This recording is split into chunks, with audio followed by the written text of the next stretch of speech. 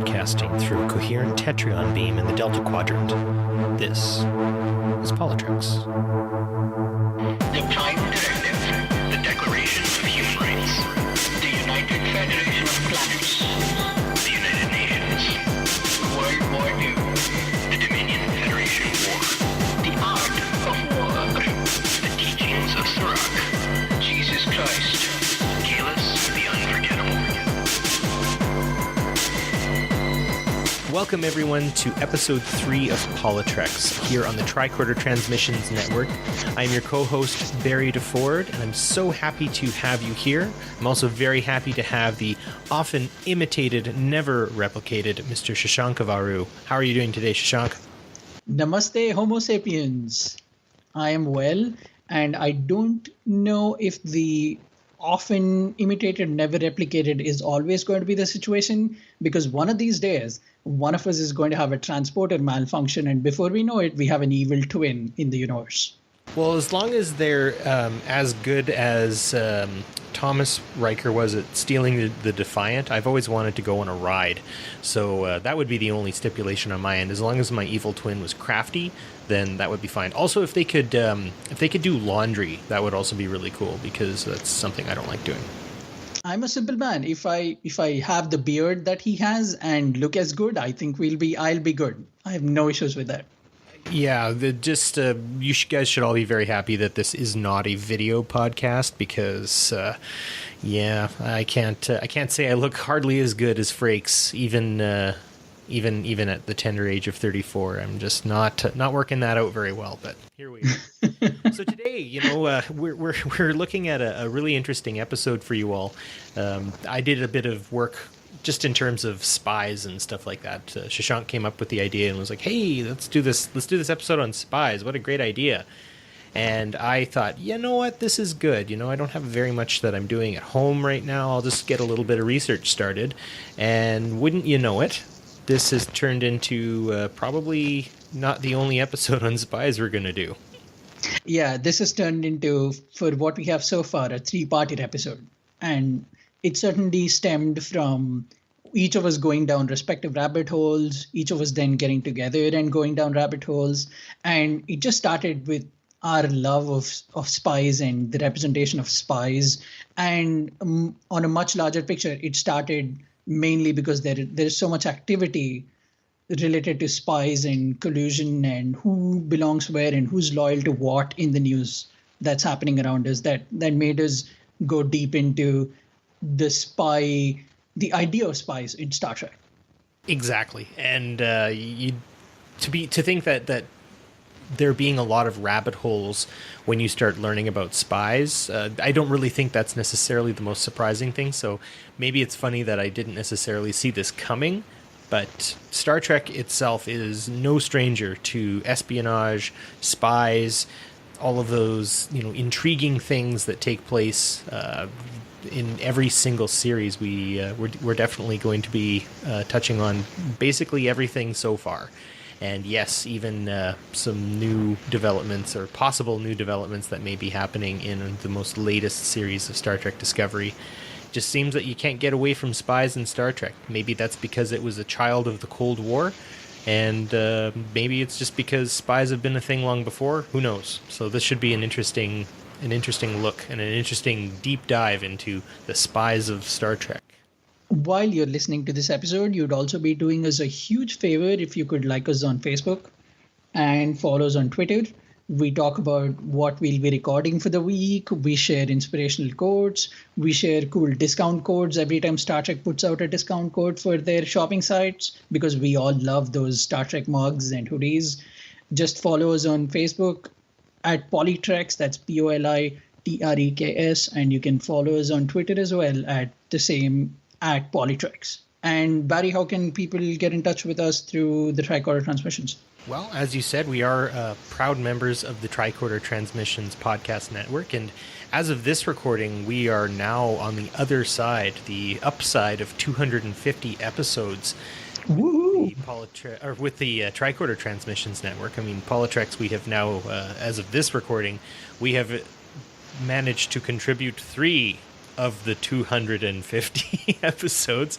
So we're definitely fledgling compared to some of the other veteran shows that you can find on there, such as the Tricorder Transmissions, Shore Leave, which has been nothing but fun listening to that, Drawing Trek, and Trek Ranks, of course. Fantastic shows that you can find all on the Tricorder Transmissions podcast network.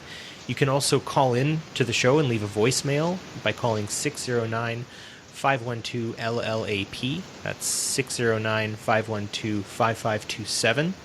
So there's so many ways to get in touch with us, either via social media or by leaving a message. We're always happy to hear from you. You can also find good discussion on the unofficial Star Trek Las Vegas page that's on Facebook. Our warm and welcoming hosts and fearless leaders, Jeff and Heather, manage that website or that page, and it's always good to hear from them. You can also support us on Patreon as well. None of this is done for free on our end, and we are more than happy to provide you folks with great Trek discussion. But if you're ever on the PoliTreks website or on just the Tricorder Transmissions website itself, up on the top right-hand side, you will see a little button to support us on Patreon, and if you have any spare change, it would definitely go to helping out the production of more quality Trek discussion episodes. Yes, we do need your kind donations on our Patreon pages so we can keep our transporters up and active to get our handsome evil twins. Yes, we need handsome evil twins ultimately. So, and they will pay you a visit as well if you do support. That is the perk. If you pay in Latinum, that will happen. So I assure you of that. And our show, by its name, is a political show. It's a show about society and Starciety. To keep up with the name of our show, here's the news.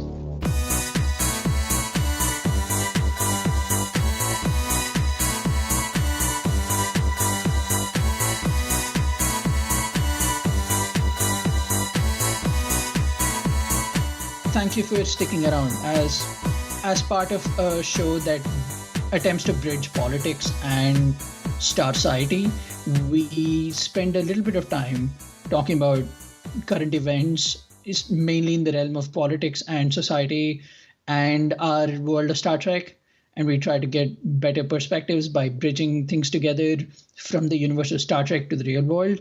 But before we get into current events, there has been a mid-season break for a little show called Star Trek Discovery, right, Barry? There most certainly has been, and I'm pretty excited that we've had a chance to get sort of a new taste and a new look and a new feel to Star Trek. And obviously, I'm going to save the larger discussion on this. There's actually a really good Shore Leave episode that's just come out that I would recommend everyone going and checking out. I believe it is actually the 250th episode as well, where they talk about just the way people are communicating about this new version, this new form of Star Trek. And I think that's important for us to consider. I'm also pretty happy the way in which it has been given to us. With a lot of streaming service television shows, oftentimes you get just the big lump of it right now. And so I'm working through The Punisher right now, and I'm taking it slowly, but the willingness to binge is always sort of there in the back of my mind. And what I liked about Star Trek Discovery was I could watch that episode and then I would wait a week, and I would get a week to talk about it, to figure things out, to rewatch it, maybe rewatch some previous episodes.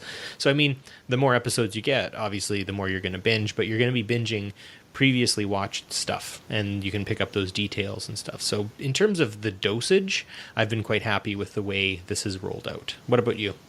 Yeah, I'm certainly very impressed at the restraint that CBS and Paramount have shown at making it a community experience of dropping one episode a week and letting the world talk about it and then waiting that week. I think they're doing this one right with Star Trek, because one of the most fundamentally well-known things about Star Trek is that it was always community television. It was something that came on once a week, and everybody in the neighborhood, everybody at school, everybody at your workplace watched it and you talked about it. I'm very impressed at that. And I'm just glad that in my lifetime, we are back to talking about Star Trek again regularly, that it is a part of the everyday conversation, as opposed to us just watching old episodes of TNG or DS9 or the original series.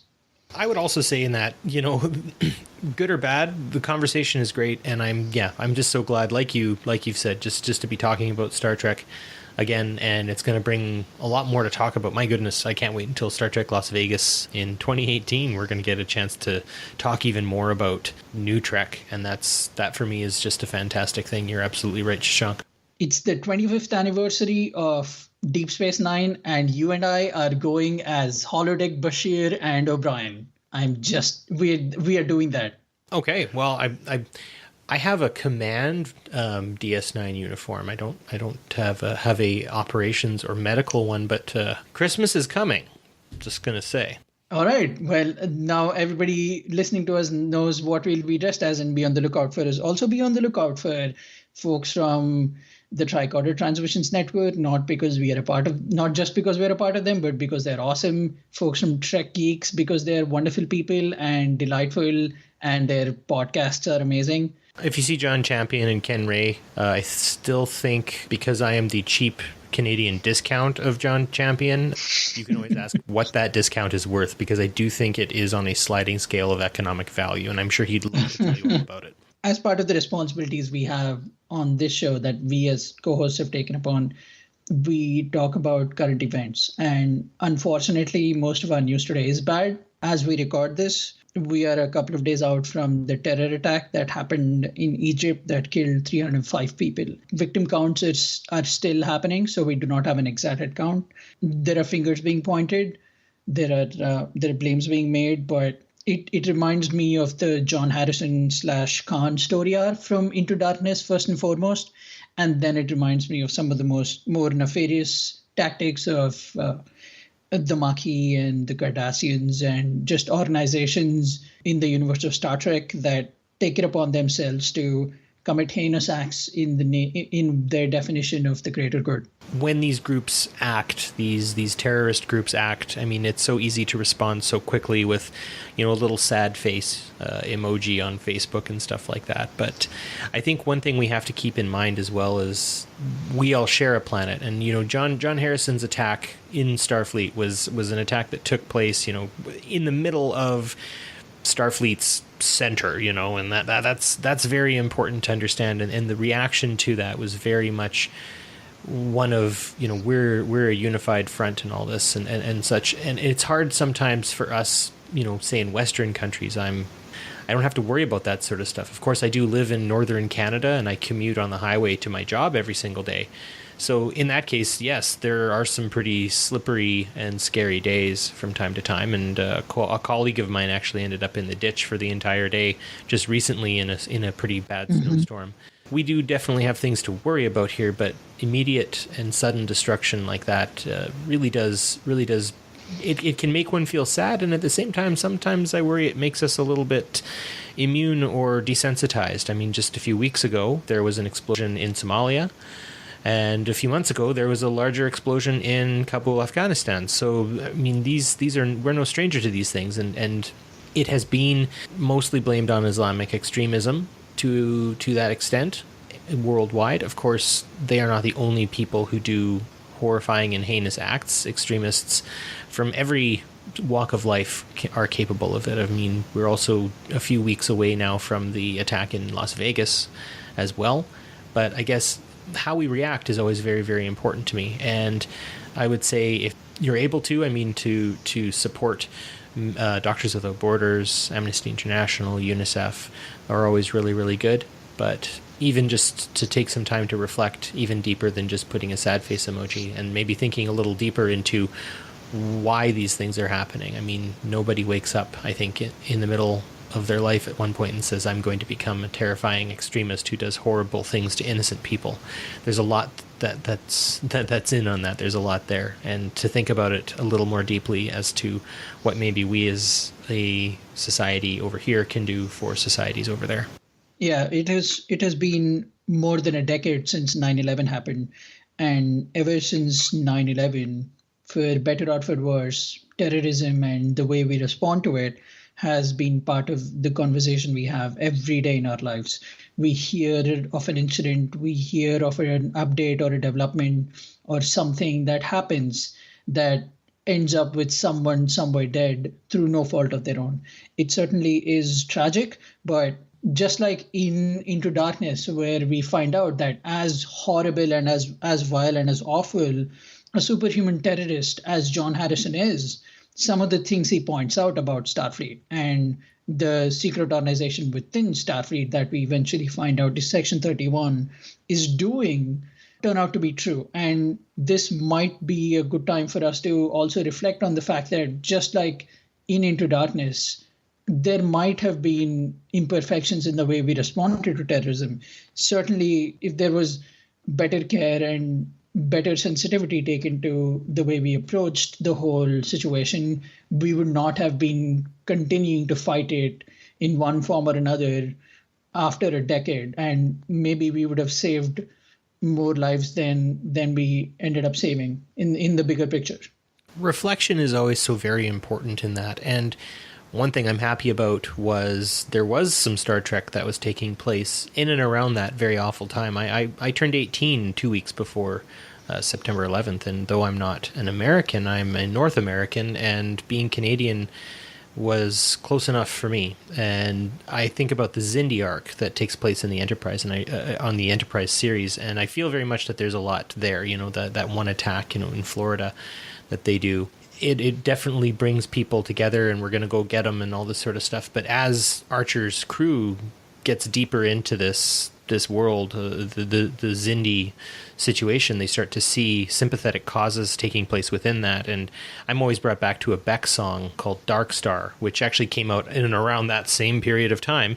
I think it was the Information was the album, but he says in Dark Star, one of the lyrics, "The enemy's story is a lot like mine."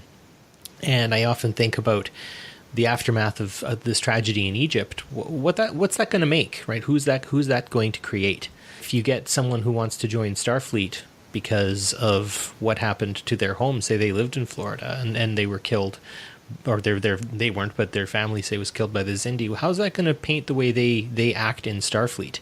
How is that going to paint the way they react? If you go into the JJ verse or the Kelvin timeline, you know, thankfully the Vulcans are quite logical, but I think there's a lot of space there for how Vulcans are going to start treating Romulans now that the Vulcans are down to a few thousand rather than a few billion. And just how these sorts of large acts will beget other large, terrible, horrible acts. And it's unfortunate that we are becoming somewhat more desensitized to it. And much like in Into Darkness, where Section 31 is doing things that will eventually cause the bigger organization of Starfleet, inside which it is based, to implode and cause irreparable damage. It is important for all of us, I think, when we respond to something like this, to recognize that one of the biggest victims of terrorist attacks that are blamed on air quote Islamic extremism are followers of Islam. They're regular, everyday Muslims that end up dead on the street or in an explosion through events that transpire much like they do in our side of the world. So maybe the entire situation, especially in the way we respond to it, is not as black and white as we'd think. Speaking of Enterprise, there is an unfortunate connection to Enterprise that we have to talk about also. George Takei, one of our own, has been accused of sexual allegations. He has categorically denied it in a statement composed of multiple tweets. He has said that none of it is true and that all of it is just a he said, she said incident from a long time ago. And he has thanked all of us for our support and thanked his husband and said that he is doing his best to move on from being accused of the situation. Yeah. I don't know. I don't know where to go with this. I default to listening to The Survivor. And my heart of hearts, of course, would want someone like George Takei to be as far away as possible from these sorts of things. But I guess this is why it's difficult. This is why we are going through this cathartic period of time, is sometimes people you respect don't do respectful things. And I'm not accusing George Takei by any stretch. I can't. I don't have the place, and I'm not in that place. But I am going to listen to everyone who has something to say about this, and I think that's the important piece. I'm not going to accuse anything, or I'm not going to point my finger or anything like that at any of the people, because I don't feel like I have the place for that. I'm disappointed with a lot of people who I once respected. Of course, the work of Harvey Weinstein was very good. I mean, I liked a lot of the shows he helped produce. Charlie Rose is a very good interviewer.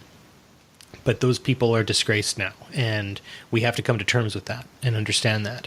So with regard to George Takei, I just have to sit back. It was easier, again, not easier, but it was definitely a lot more cut and dry, I think, when we looked at what happened with Anthony Rapp and stuff, because Kevin Spacey was quick to admit, was quick to talk about it. He was not very quick to apologize, but our heart goes out to Anthony Rapp, and we hope that this has helped him turn the page. With a situation like Charlie Rose's, it's very interesting now, and sort of fascinating in the way a car accident is fascinating, to see him talk about sexual allegations as and when they were being reported on CBS. There are places on the internet you can go to and see videos of him explicitly addressing and defending these victims and talking about how these things are horrible and they have to end, all the while contributing to something as heinous as this. I think the larger point here is, in some way, all of us seem to be directly or indirectly a part of this mass atrocity that is happening mostly to women. So I think there's a conversation that we need to have amongst ourselves, amongst our family, amongst our friends. And every time something like this comes up, enough cannot be said about the value that your support gives to the victim, irrespective of what the situation is. Yeah, and I think one other big thing, and this is probably the hardest part, is, you saying that we all have some level of complicity or even activity in it.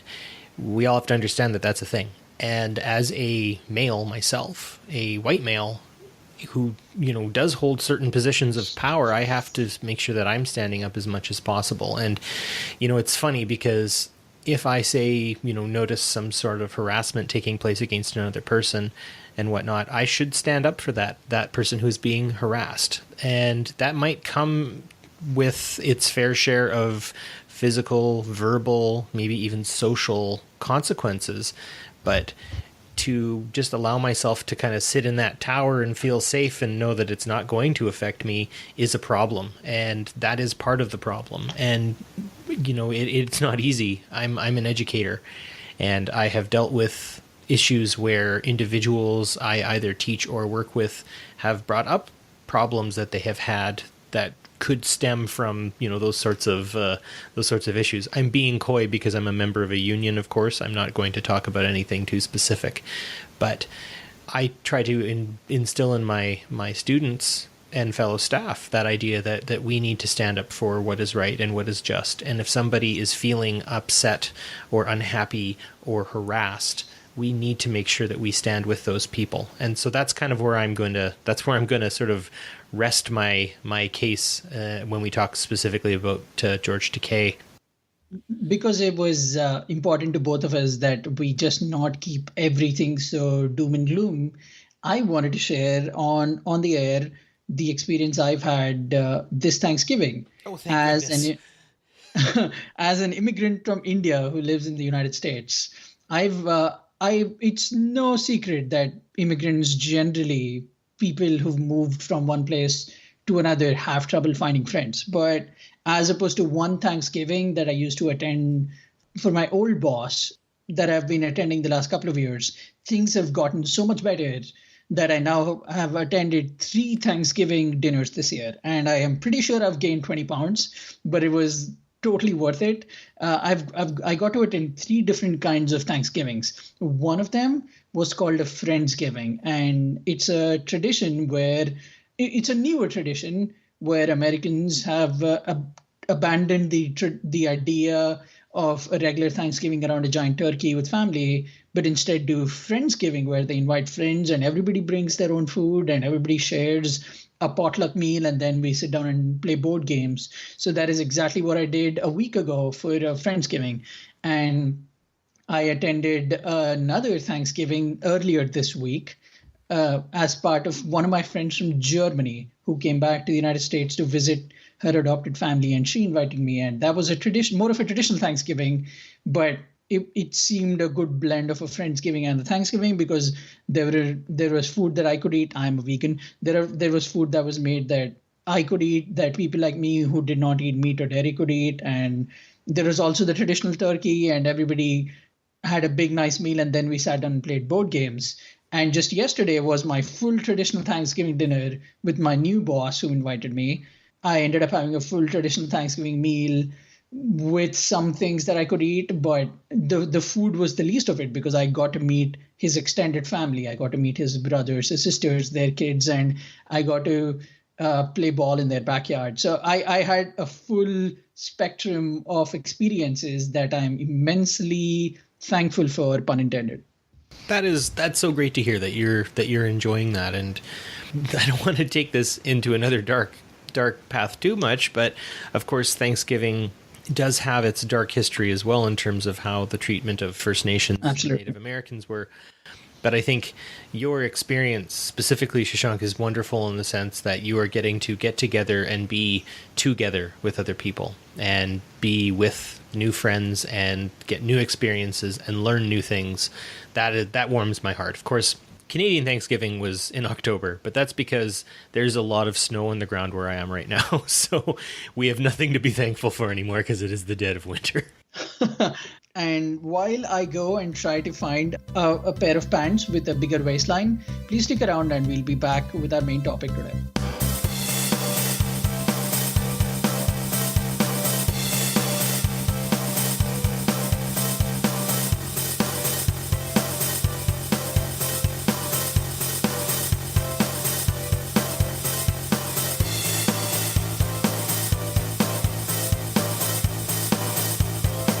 Thanks for sticking around, guys.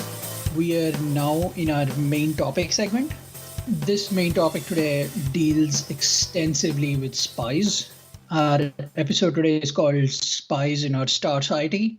There has been so much conversation about collusion and secret agents and spies and espionage and investigations about espionage, investigations about possible collusion, and conversations about loyalty and what it means to be aligned to a certain ideal, that this episode just came natural to both of us. And we are just fans of the spy genre in entertainment, and we enjoy international politics and this darker but essential side of diplomacy, that we thought we should do a three-parter on just this whole idea. Our first part today will mainly talk about these character spies, these fascinating disguises that some of the characters had to take on, or they were compelled to take on, or they were forced to get into for the idea of the greater good. Our second part will mainly deal with espionage organizations, namely Section 31 and organizations of the like, and about some of the things that they do and how they relate to us in today's world. And our third episode is reserved for one of the most interesting characters in all of Star Trek, Garrick. That will be the 3-episode structure we follow. But today, to talk about our specifically deeply fascinating and profoundly interesting spy characters, there is no better way to start than to talk about Face of the Enemy. Thank you very much, Shashank. So yes, Face of the Enemy is in the Star Trek The Next Generation. It was aired on February the 8th, 1993. It was in Season 6, Episode 14, and I believe Dan and Bill on the Trek Geeks gave it a see it, but I'll let them tweet us or let us know if I could be wrong. But I know of other folks who would definitely have given it a see it. I give it a see it for sure.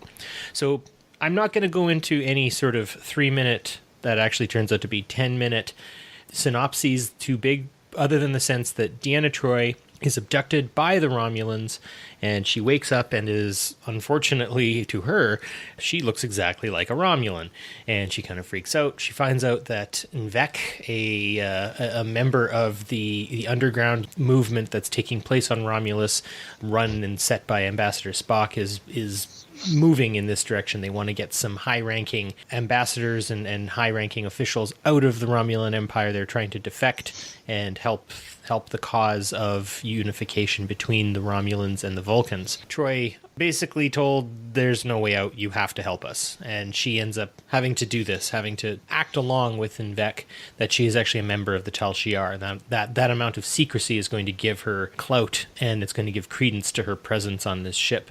Of course, the captain of the ship known as the Khazara, which is named after a planet in the Romulan Empire, the captain is none too impressed that this member of the Tal Shiar is showing up and calling the shots. The captain's name is Tereth, and she is very interesting in the sense that she gives a very layered response to how the Tal Shiar are, how the current state of the Romulan Empire looks. Tereth is very much a soldier. She is there, she works for her crew, she loves her ship. She is a very good complement to Captain Picard. And so she illuminates some interesting thoughts that some of the regular soldiers have on the Tal Shiar, and it shows a bit of cracks that are taking place within that sort of resentment that takes place. Vec, unfortunately, doesn't make it through. However, Deanna Troi, through some shifty and quick footwork, she is able to not only complete the mission, but also get back safely to the Enterprise. In this sense, she, of course, is the victim of kidnapping. She is the victim of augmentation.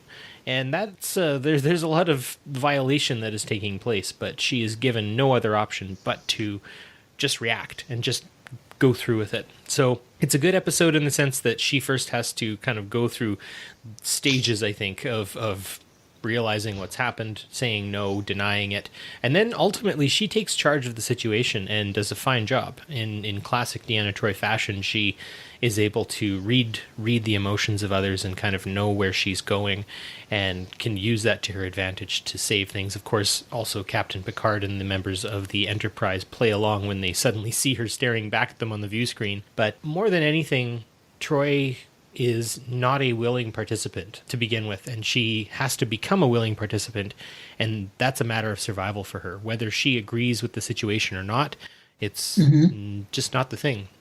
So I think the first area that I'd want to talk about here is, are the Romulans doing the right thing by kidnapping someone else against their will and making them do this so that they can make the Romulan Empire a better place and push for unification? I often wonder if necessarily that's a logical thing that our Vulcan friends would really agree with, or if really what's happening here is the Romulans are trading a headache for an upset stomach, in the sense that, yep, we unified our society and became a better democratic, society, but unfortunately we had to kidnap and coerce a ton of other people to get us into a better state. Yeah, it's just talking about the episode Face of the Enemy before we get into the larger implications of the real world. I think one of Deanna Troi / Marina Sirtis's finest episodes. It's the episode itself is such a good transition from who we understand Deanna Troi as, one. And the episode came out in 93, and it's a very good reflection / meditation on the post-Cold War world. The idea that now the Cold War has ended, where do we go from here? And are things really as happy and perfect as we thought they would be? And the answer, unfortunately, is no. As we know, just by researching about spies in real lives, no matter which country you go to, no matter which organization you look at, for a lot of these spies, things mostly do not end well. They are forced to give up personal lives. They're forced, much like Deanna is to become Rakal, they're forced to take up an ideal, not out of pleasure or willingness, but out of compulsion or out of necessity. They're put in situations where they're asked to take this position and do this act so everyone else can have a peaceful life. Speaking about situations like that, you referred me to a very interesting article about the Japanese being kidnapped by North Korea. Is that correct? Yeah, in the New Yorker did a fantastic article, a very long article. So I would suggest making sure you are ready to buckle up and read it. It takes a while to go through, and it merits a second and third read through as well. And I have to say, I don't feel like I'm a master of the article yet, but the long and short of it is one thing that the North Koreans are prone to do is kidnapping Japanese people, sort of, near a port of call, like a harbor or something like that, and taking them back to North Korea and essentially using them as, well, in some cases, they're being used as translators. They're being used as sort of guinea pigs to see how they interact with other North Koreans. In some cases as well, they're actually used as film producers. Entertainingly, of course, Kim Jong-il, the son of Kim Il-sung, who has now since also passed away, he was a big fan of theater, and he would kidnap Japanese producers to produce sort of pastiches of, say, Godzilla or something, or Guyver. And that's pretty fascinating and terrifying at the exact same time. But in the case of this article, there was a couple who were taken, and they were given jobs eventually just translating articles and living in a very upscale suburb of the capital of North Korea, Pyongyang, and essentially just eventually kind of getting into the swing of things. They end up having kids. Those kids eventually come to terms with the fact that their parents aren't actually Korean, and come to the terms with the fact that they aren't actually willing Koreans either. Their parents just sort of got used to life there. And I think over time that sort of Stockholm syndrome will eventually take place, much like it does in Microcosm in Face of the Enemy, where I think it could have been an entire season arc of Deanna Troi trying to get back to the Federation. Mm-hmm. I think we could have seen something cool, and maybe episodic Trek now could be a thing where we could revisit that. Maybe we're seeing that right now as well, in the sense of Ash possibly being Voke, a spoiler alert or something.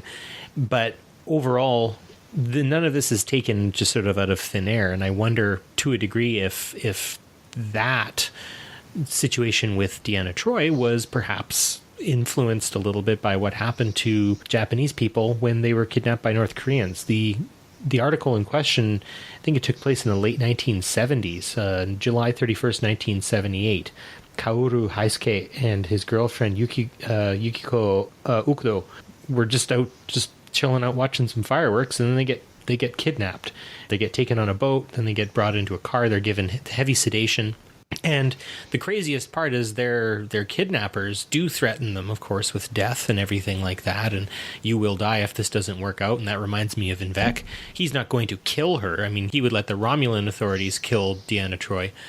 But you've got to be pretty believing in your cause to do something like that, to forcibly take someone out of their life and wedge them, shoehorn them, stuff them into your situation. And that's what the North Koreans did with the Haisukes, and it's what Invec does. And the worst part about it is those North Koreans who had taken the Japanese people prisoner, they were fully convinced they were doing the right thing. They were fully convinced that this was all going to work out and it will be for your own good and everything like that. And I see that in Invec too, though he's afraid that the mission may not necessarily go through properly.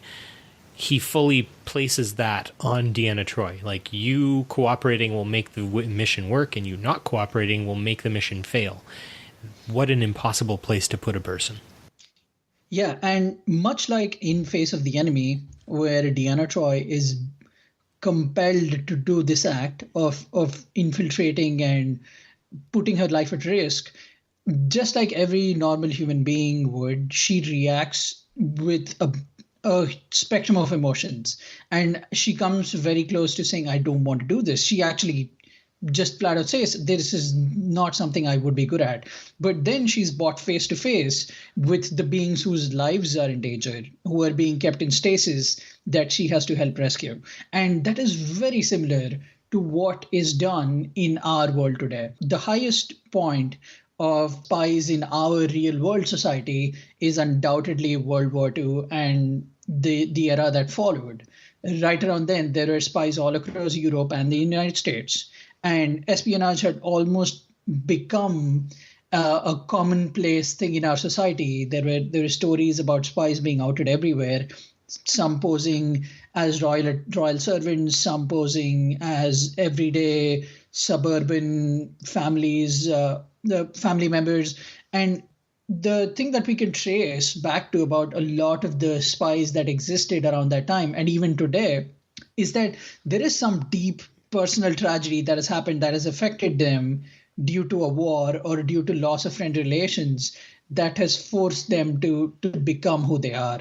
And some of the unsung hero spies for countries and organizations that these publicity machines fail to mention is that they did not come into it saying, oh, I want to be James Bond. They came into it because they were put in very personal situations where they were shown the dangers of them not doing the act that their country or that organization is asking them to do.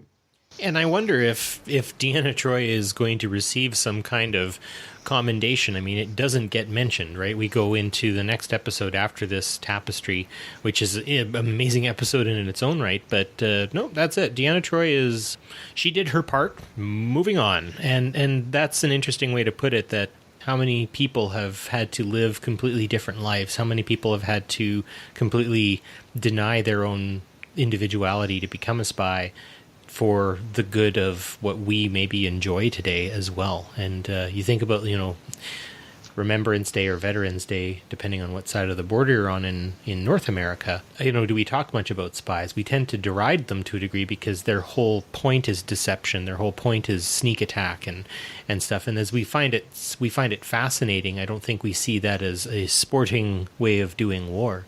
It certainly is interesting to note that even history textbooks do not teach us in our schools and colleges a whole lot about spies. It's almost as if that secrecy is essential to the continuation of the spy legacy, of the legacy of the secret agents that go and live lies essentially for the rest of their lives until they're either found or they're brought back to their country or they end up tragically dead or executed after being outed. There is no win scenario for the spies, and yet they continue to help us deliver secrets and information through different places around the world, information that is vital for relations to stay the way they are. Spies certainly increase right around war. You can definitely see that right after Cold War. You can see that after the Cuban Missile Crisis, where the Soviet Union had to send in an inflow of spies. You can see that the amount of spies in America rose sharply when Reagan took office. These are things that have happened around the world and are continuing to happen today. And it's deeply tragic and also very fascinating that there are people living entire lives just so we can have some semblance of normalcy in this giant world. Well, and when you think about the normalcy that you're trying to protect, sometimes maybe you get caught up in the normalcy of the place you are trying to spy on. In the case of Deanna Troi, she takes on her role as the member of the Tal Shiar as she begins to realize how much she has to buy into the situation, not only for her survival, but definitely for the mission itself. And those things are inexorably linked in that case. And how much of that is her getting into the role and how much of that is her just being completely petrified, right? There's a point where I think she gets pretty set and she starts really acting like a member of the Tal Shiar, and she really takes that role. And I wonder, how much a real spy loses themselves in that moment, right? If you spend a certain amount of time being somebody else, well, then eventually how much of that somebody else becomes you? I mean, Deanna Troi spent a couple of hours. Like, if you think about the full breadth of what that episode had, I mean, it was 40 minutes for us to watch it. But it only seemed like a couple of hours. Like, it wasn't even a full day, I don't think, that she was in that situation. And she, in microcosm, goes through all the emotions that you say. And it would be hard to say that the real Deanna Troi, if she really did exist, how easily she would have been able to come back from that. Of course, being a counselor, being an empath, she, I think, has the tools to seek the help she would need to come back from that. But imagine if she had to be there for a season. Imagine if she had to, eat with more than one commanding officer. I mean, that's definitely where that commanding officer, Toreth, was trying to find ins, right? She was asking her, where did she study philosophy, like the military philosophy, where, she asked her to try the whatever food.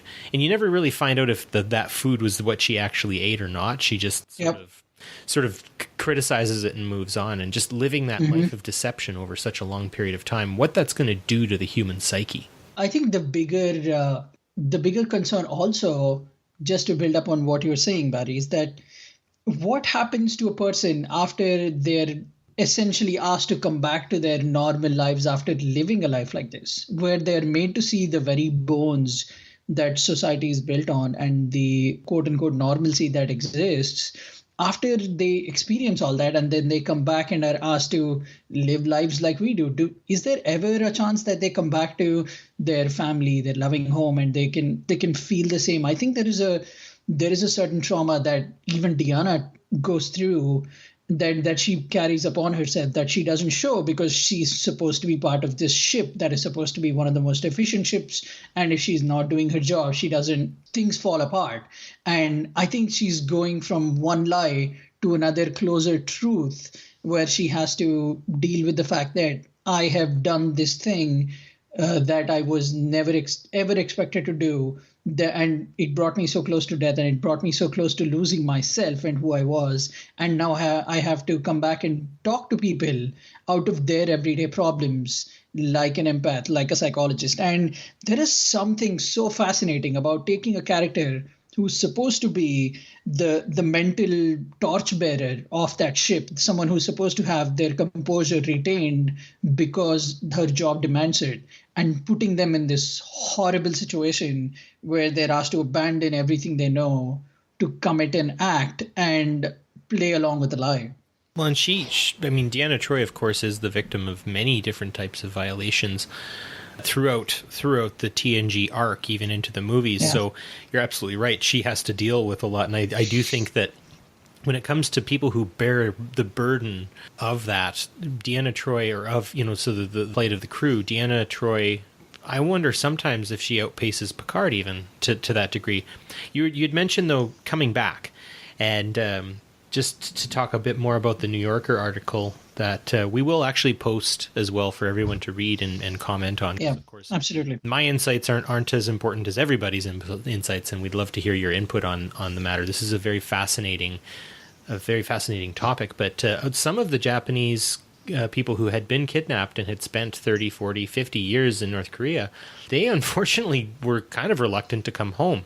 One of them talked a bit about how they had learned how to ferment kimchi, which is a Korean cabbage, a fermented cabbage dish, which if you've never tried kimchi, just on a completely side note, it is easily... I don't think you would ever open my fridge and not find kimchi because it is so delicious, and it's a great digestive aid as well. I'm getting older, I guess, or something, whatever. But this individual, this Japanese individual, was reluctant to go back, and it is that sort of idea that what part of them begins and ends in Japan and or Korea, and how easy is it now to just come back and just be in your old society again?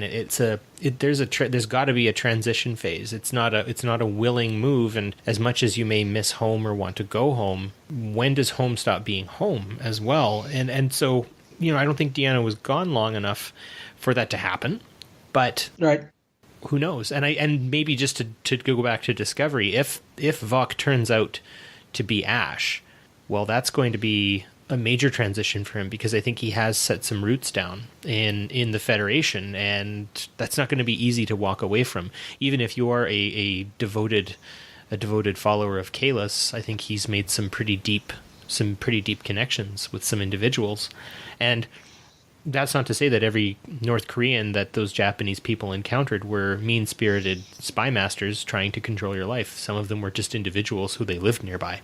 It's certainly important that all of us remember also that, first and foremost, these are human beings that are not born into an occupation. It's not like a military family telling their kid, hey, we were all once part of the army. You should go into the army.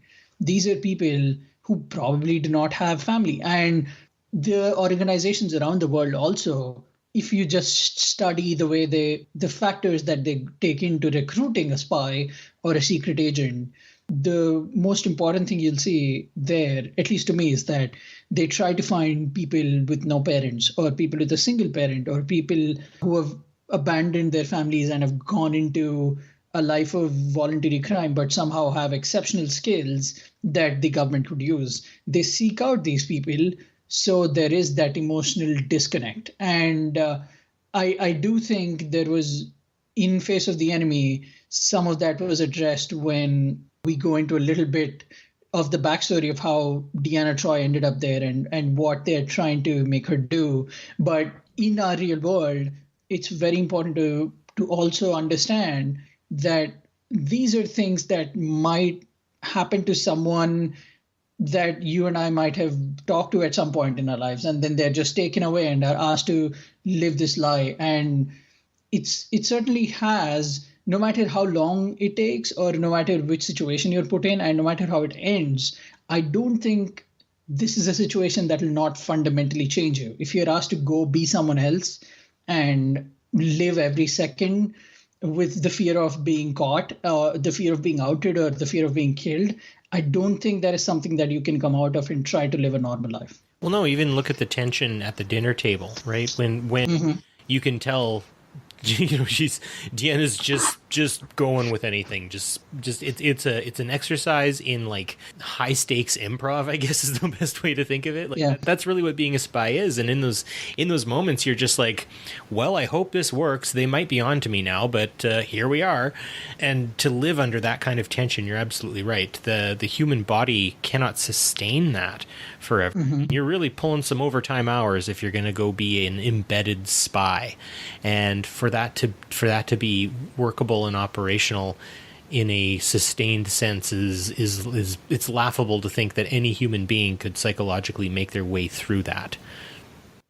Yeah, and speaking of cosmic alterations and the human body, especially from the part of the world that I come from, India and Pakistan, there are some differences within males that are expected to have in Pakistan as opposed to India. So some of the spy stories that you read about spies from our history, you'll see that they had to go through some alterations in their own body. They had to essentially change the way they look from head to toe just to go and be a believable Pakistani, or just for a Pakistani to be a believable Indian. And this is just between two countries by an ocean. When you consider the fact that the entire land, the entire continent of Europe was essentially a giant spy network where there were people going from one place to another, and like you said, Barry, winging it every day. Just the mind boggles at the amount of lies and secrets and truths and twists and turns that had gone through people's lives for all those years, from when from the Great War up until the end of Cold War. Absolutely. The one of my more interesting little bits of research, and you can get a bit of this author's book on just sort of like looking at the Google Books section. The actual name is just, I believe it's just called Great Spies. Patrick Pesnod was the author. He did a fantastic job of talking about one fellow who went by the name of, his last name was Yashenko. And if I remember correctly, he'd done a few cosmetic surgeries on himself, like permanent cosmetic surgeries. Now, in Star Trek, of course, when Kirk wants to get onto the Romulan ship, he just tells McCoy to make me look like a Romulan, and off I go. And when he comes back, they sort of banter and joke like, ha ha ha, do you still want to look like Spock tomorrow, or do you want me to fix your face? Well, in the case of Yashenko, that's it. Vitaly was his name, Vitaly Yashenko. And up until around like 1980s, mid 80s, he's They think they've killed him, and then they find out that nope, it's just a different person with an altered face. And then they think they've caught him, nope, someone else. Or then they think that he's dead, and no, he's actually been spying on them for a while. He was he was quite the guy who was just willing to change his face whenever he wanted to make his spying correct. So my idea is, could you really ever really know real Vitaly Yushchenko? Would he actually have really been a person? That's fascinating to me, because that's some pretty serious investment into your cause. The other, I think for me, the most prescient person who was able to make themselves look different, especially during the Cold War, just off the top of my head, would be Che Guevara. Che Guevara, of course, one of the architects of the Cuban Revolution, fought along the side of the Castro brothers, and was the main driving force in taking the final battle for Cuba at Santa Clara. And Che Guevara spends his time in Cuba, but then decides to go to other African nations, or two African nations, like Tanzania, goes into the Congo, and eventually goes to Bolivia, where he meets his end. But at that point, the CIA are looking for him at every turn. And so he makes himself look like an old man, and he shaves a bald spot into his head and uses just a bit of clay to make his face look different, wears glasses. I believe he even walked with a cane and whatnot. And just the amount of commitment it took for him to do that. Now, of course, he was using clay and scissors and like a razor, whereas Vitaly Yushchenko was literally going through plastic surgery to look different. But I guess maybe if that's the case, you must really have to believe in your cause to do it. So, of course, in the Enterprise incident, Kirk knew what he had to do and believed in Starfleet. He believed in the whole situation. So, of course, over he went. Yushchenko as well. Guevara, obviously. But a significant difference, I'm glad you brought up the Enterprise incident, a significant difference between that and Face of the Enemy is that, along with Yushchenko in the real world and Kirk in the Enterprise incident, these are characters that willingly did the space cowboy, cool James Bond act to essentially go and do what they did. But in Face of the Enemy, Deanna Troi literally wakes up and finds out, oh my God, what am I looking at? What has happened to my body? And there is a lot to be said about organizations like the Tal Shiar and Section 31, which we'll talk about in our next episode, that will lead to something like this, but is very crucial to the point of connecting it to the real world of these characters doing it in the shows is for us a way to understand and maybe empathize a little with the circumstances that the real world Che Guevara's and Yushchenko's had to take up, right? Yeah, absolutely. And part of me wonders to a degree that if she had have been beseeched by Beck or by maybe even Ambassador Spock, and maybe this can be our question for our listeners. Do you guys think that maybe Deanna Troi would have gone ahead with the whole situation had she have just been kindly asked? Yeah, that's a very interesting question. There are valuable arguments to be made for and against the case. So if you'd like to give us your input, we would very much like to hear it. Please tweet at us, leave us comments on our Facebook page, let the Tricorder Transmissions know. We would love to hear it. And just one more very interesting episode that speaks more to the larger picture of the idea of this tragic spy that is being forced into a situation that he or she does not like is Inquisition from Deep Space Nine. It's the episode that introduces Section 31, but the entire episode is essentially a mind grenade into Dr. Bashir's life. He's supposed to be on a medical conference, but he's taken from his sleep into a situation where everybody around him is trying to convince him that he's a spy for the Dominion.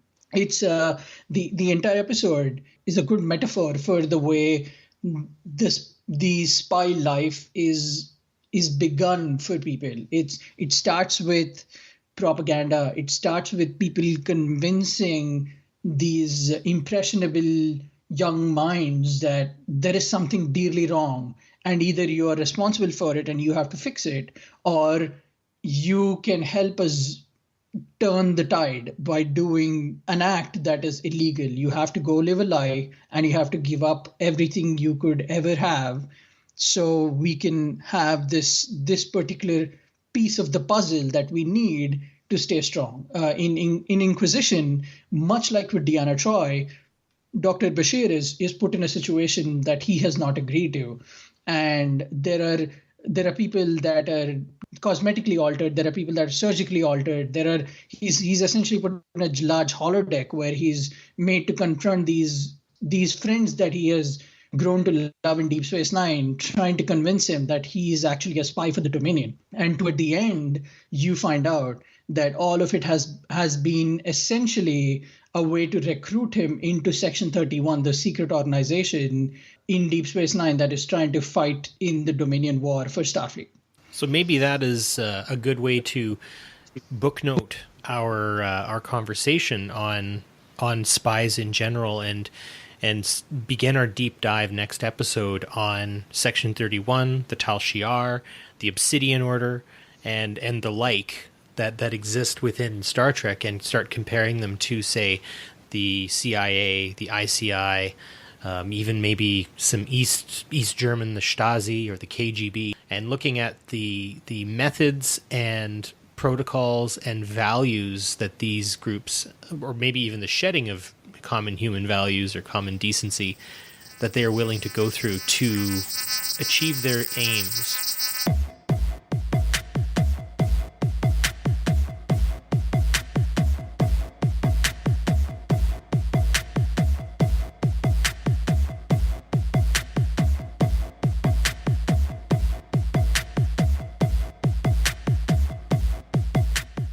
So, of course, we're only getting into the third episode of our podcast, and maybe not everyone is used to the routine that we're going to be having, but normally this is the part where we would have final thoughts. Just given the fact that this is a three-parter, we're going to save our final thoughts to the very, very end of all three parts in terms of what we think about Star Trek and Spies. So from there, we're going to be saying good night and good luck to all of the folks out there who are maybe spies themselves in some way, shape, or form, and watch your back for anyone else who might be spied on. But with regard to that is going to be the conclusion of the episode for this PoliTreks. Thanks for listening to our episode, guys. Please come back for our next part. It was a pleasure having you listen to us, and we would very much appreciate your comments and your input and your feedback. We would like to thank everyone who has given us their feedback so far. It has been very helpful, very informative, and we enjoy just knowing that we're a part of your everyday lives and your everyday earwaves, and we very much appreciate you listening to us.